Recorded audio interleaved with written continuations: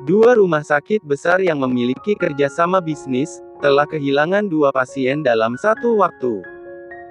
Satu pasien adalah menantu dari pemilik rumah sakit, dia baru saja mengalami kecelakaan. Pihak rumah sakit dan keluarga korban telah sepakat menuntaskan kasus ini secara pribadi dan tidak melibatkan kepolisian. Esther Eliana Swan menyunggingkan senyum tipis saat melihat berita di layar ponsel dalam genggaman. Semua sesuai dengan rencana. Mulus tanpa hambatan dan tanpa jejak. Wanita separuh baya itu adalah pewaris tunggal keluarga Swan, pemilik kerajaan bisnis di benua Eropa.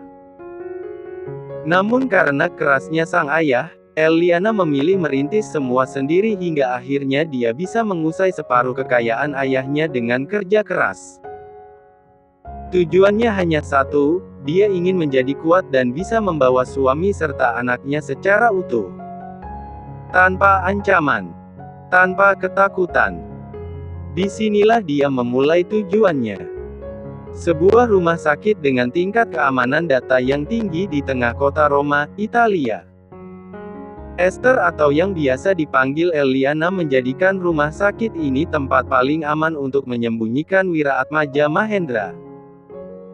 Eliana menggeser wajahnya, menatap pria yang selalu dia rindukan setiap harinya.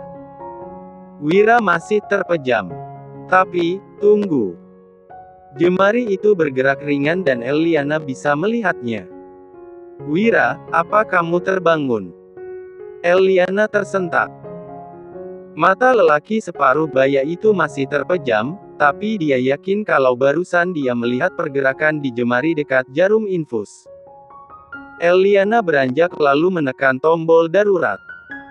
Tidak lama dokter dan perawat pun datang. Ada apa nyonya? Tanya sang dokter sembari memasang stetoskop di telinganya. Eliana pun menyingkir memberi akses dokter untuk memeriksa. Tadi aku melihat ada pergerakan ringan pada jemarinya. Kalau begitu, silakan Anda tunggu di luar. Biar kami memeriksa kondisi pasien, ucap perawat dengan sopan. Eliana menurut, dia menunggu beberapa saat hingga dokter itu keluar selesai memeriksa. Bagaimana, dok? Apa ada kabar baik mengenai kondisi suami saya? Eliana berharap banyak pada tenaga medis di sana. Dokter-dokter sudah berpengalaman juga didukung oleh alat yang canggih.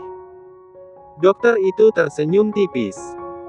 Tuan Wiraatmaja sudah melewati masa kritisnya. Dia sudah siuman. Sungguh. Mata Eliana membuka lebar penuh binar. Dokter itu mengangguk. Tidak sabar lagi, Eliana masuk setelah dokter dan perawat itu pergi. Untuk pertama kalinya setelah 24 tahun, mata mereka saling beradu. Eliana berjalan lamban tanpa melepas sorot mereka yang syarat akan arti mendalam. Esther. Panggil Wira memastikan dengan suara lemah tentu dia tidak ingin salah orang, tapi sungguh wanita itu tidak banyak berubah. Tetap cantik. Tapi yang pasti, banyak kemiripan di wajah Eliana dan Lisa. Eliana berdiri tepat di sisi ranjang, memberi senyum penuh kerinduan. Kendalikan jantungmu Wira, aku tidak mau kalau operasimu waktu itu sia-sia dan kembali koma. Senyuman itu tidak dibalas oleh Wira. Untuk apa kamu muncul kembali? Meski belum sepenuhnya bertenaga, namun nada itu keluar dengan ketus. Karena aku sudah berkuasa, jadi aku berani muncul, jawabnya lugas. Dia kemudian mengambil alih kursi yang dia duduki sedari tadi di sisi ranjang.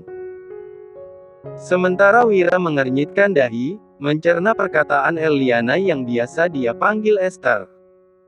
Pulihkan dulu kondisimu. Akan aku ceritakan semua. Kamu pasti tahu kalau aku tidak pandai berbohong di hadapanmu. Ceritakan saja semuanya sekarang. Aku sudah menunggu jawaban itu selama 24 tahun lamanya. Eliana menghela nafas panjang. Seharusnya tanpa aku ceritakan pun kamu sudah paham, Wira. Kedua orang tuamu. Tebak Wira.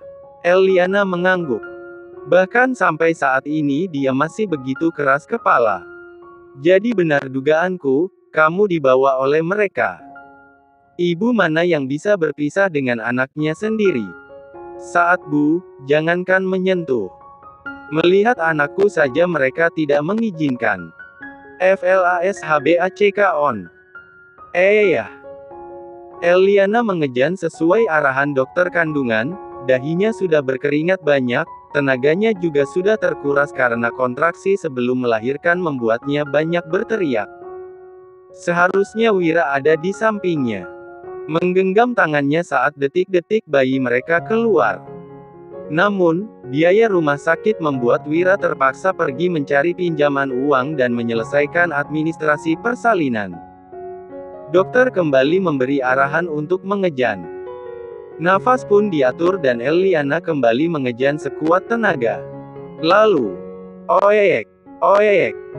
Suara bayi yang akhirnya lahir, seiring dengan Eliana menjatuhkan kepalanya ke bantal. Air mata bahagianya menetes mendengar suara tangisan itu. Dari atas, dia bisa melihat tenaga medis masih menyelesaikan proses persalinan dengan memotong tali pusar. Bayi Anda perempuan, Nona. Sangat cantik. Apakah Anda ingin melihatnya? Ucap perawat sembari membungkus bayi itu dengan kain hangat. Eliana tentu mengangguk dan merentangkan kedua tangannya. Hendak menggapai. Namun, berhenti. Jauhkan bayi itu dari anakku. Damian Swan tiba-tiba datang mencegah. Matanya berkilat, membuat perawat itu takut dan mundur. Dia adalah ayah Eliana, datang bersama 4 orang bodyguard membuat suasana ruang persalinan menjadi mencekam. Dad, sudah melahirkan, bukan? Saatnya kamu pergi. Eliana menggeleng keras. Air matanya tumpah ruah. Dia ingat sekali dulu ketika Eliana menikah dengan Wira yang tidak lain adalah pegawai Damian. Eliana sudah berjanji akan pergi setelah melahirkan anaknya. Asal Damian tidak melukai Wira.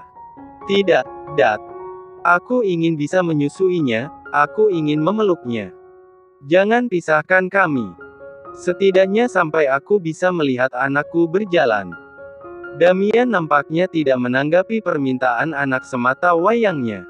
Wira 5 menit lagi akan sampai di ruangan ini. Silahkan pilih. Kamu yang tetap tinggal, atau bayi itu? Maksud Dedi. Ya, jika kamu yang ingin tinggal di sini maka akan aku bawa bayi itu. Tidak, Dedi pasti akan membuangnya. Seru Eliana menolak tegas jalan keluar yang Damian utarakan. Pria separuh baya itu hanya mengedipkan bahunya. Aku tidak akan setega itu. Aku hanya akan meletakkannya di panti asuhan yang jauh dari jangkauanmu. Dedi kejam. Waktumu tersisa 3 menit lagi. Tatapan Eliana jatuh pada bayi yang masih menangis dalam gendongan perawat di ujung ruangan. Harinya teriris melihat dan mendengar suara anak yang baru saja terlahir suci tanpa dosa. Aku. 2 menit lagi, tegas Damian penuh peringatan. Izinkan aku melihatnya sebentar, Dad. Aku mohon, pinta Eliana menangkup kedua tangannya di depan wajah penuh permohonan. Tapi pemandangan itu sama sekali tidak bisa menyentuh hati keras seorang Damian. Alih-alih merasa iba, dia justru kembali mengancam. Sekali kamu mendekat dan melihatnya detik ini atau di waktu yang mendatang, aku pastikan anak itu akan mendapat celaka.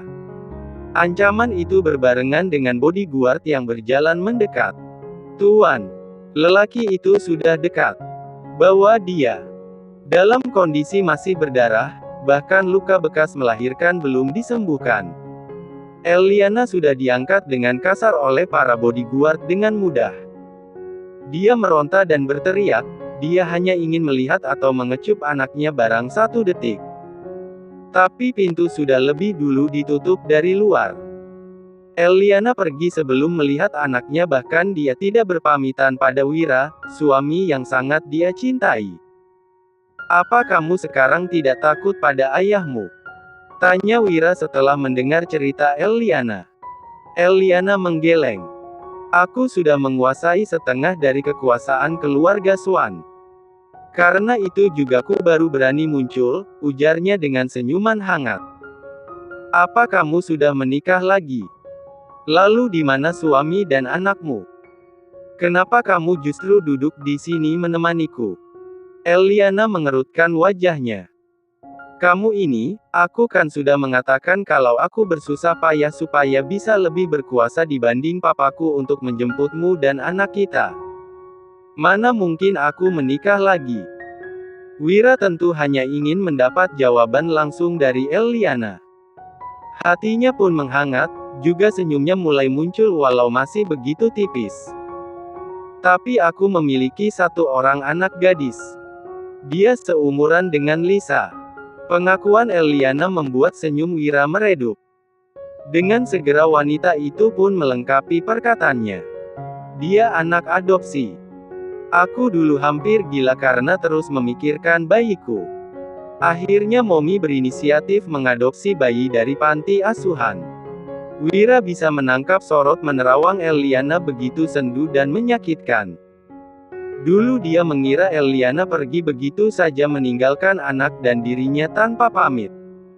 Tapi rupanya keadaan Eliana jauh lebih buruk dari dirinya. Sebuah panggilan dari ponsel Eliana menyita perhatian mereka. Tertera nama Gabi di layar ponsel wanita itu.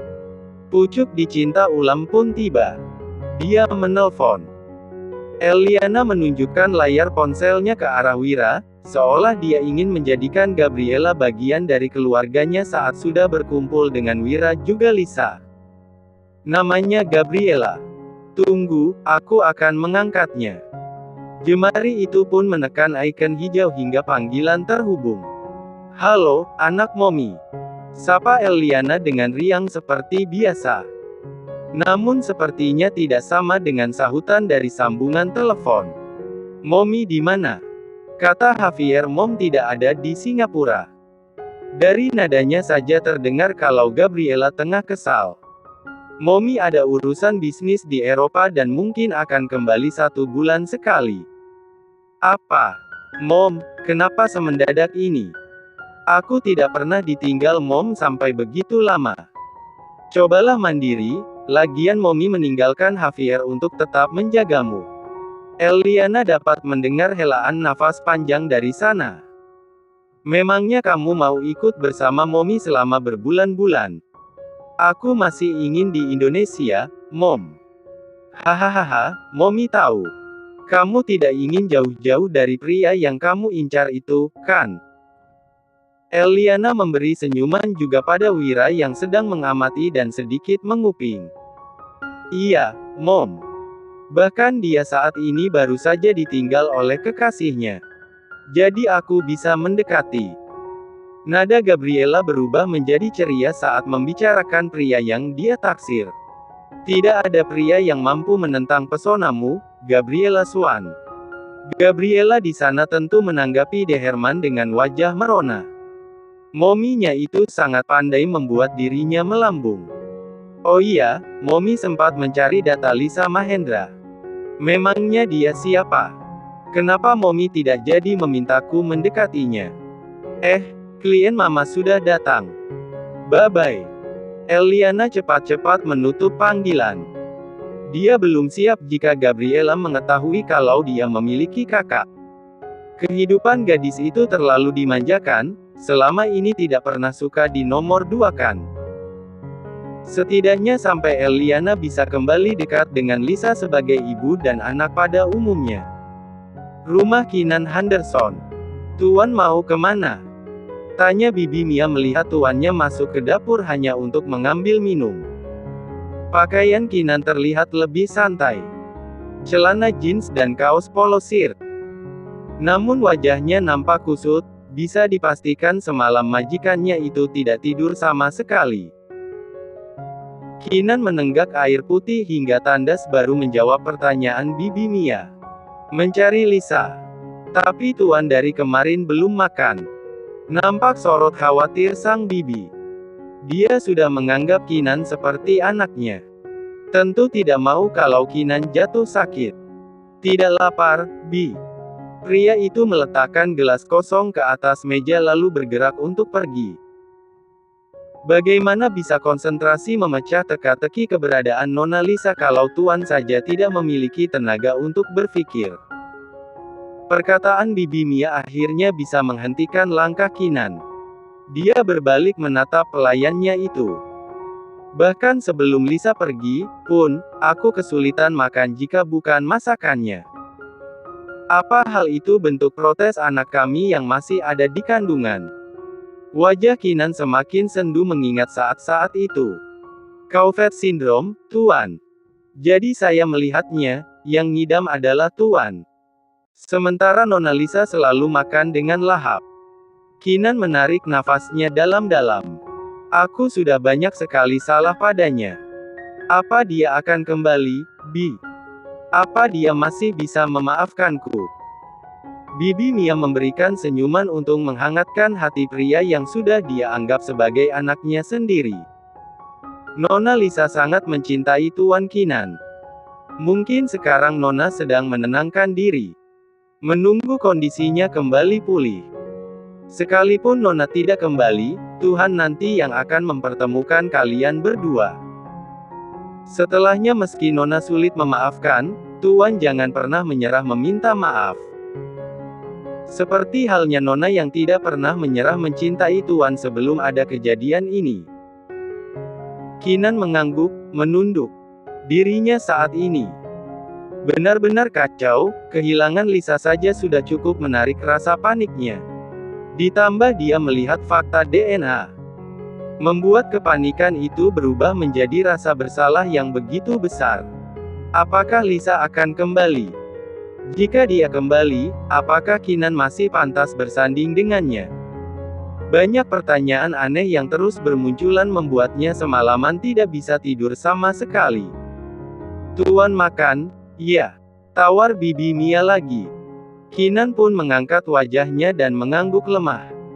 Buatkan aku pasta saja. Bibi pasti pernah melihat Lisa membuatkan pasta pedas untukku. Siap, Tuan. Makanan akan segera terhidang. Tuan tunggu sebentar. Bibi Mia dengan antusias mulai bergerak membuatkan makanan sesuai request tuannya. Sementara Kinan berjalan ke meja makan. Dilihatnya kursi yang sering Lisa duduki.